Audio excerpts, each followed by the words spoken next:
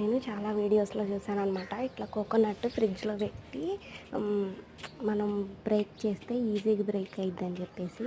So ఇది తెల్లగా కనిపిస్తుంది కదా, ఇది కొత్తదనమాట. కొత్త కొబ్బరికాయ పాత కొబ్బరికాయ అంటాం కదా, నల్లగా ఉంది పాతది. కొన్ని వీడియోస్లో అయితే ఏంటంటే కొబ్బరి పైన ఉన్న బ్రౌన్ పార్ట్ కూడా ఊడిపోతుంది, ఓన్లీ వైట్ పార్ట్ వరకే వస్తుంది. సరే కొబ్బరికాయలు ఉన్నాయి కదా అని ఒకసారి ట్రై చేద్దామని చెప్పి పెట్టాను అనమాట. పెడితే మా బొడ్డోడు అదేదో తినే కాయ అనుకొని నోరు చెప్తున్నాడు. కానీ అసలు ఎక్స్పెక్ట్ చేయలేదు అట్లా వచ్చిద్దని. అసలు ఒకసారి కొట్టంగానే చక్కగా పైన షెల్ నుంచి కొబ్బరి మొత్తం సపరేట్ అయిపోయింది. అదిగోండి చూడండి, చక్కగా బ్రేక్ అయిపోయింది అనమాట. మనం కష్టపడి చాకుతో కత్తితో అన్నీ ఎక్స్పెరిమెంట్స్ చేయాల్సిన అవసరం లేదు, ఈజీగా బ్రేక్ అయింది. ఎంత టైం పెట్టాలనేది నాకైతే తెలియదు, కానీ నేనైతే 24 hours పెట్టా.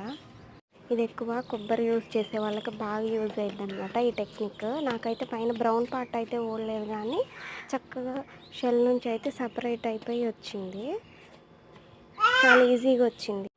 ఇదైతే పాత కొబ్బరికాయ కదా, ఇది ఓకే. కొత్త కొబ్బరికాయ ఉంది, అది కూడా ట్రై చేసి చూపిస్తా. అది కనుక వచ్చిందంటే ఈ ఫార్ములా సక్సెస్ అన్నట్టే. ఎందుకంటే కొత్త కొబ్బరి ఏంటంటే షెల్ నుంచి చూడటానికి కొంచెం కష్టం అనమాట.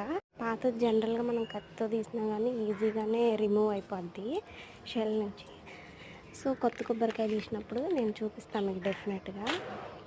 నచ్చితే సబ్స్క్రైబ్.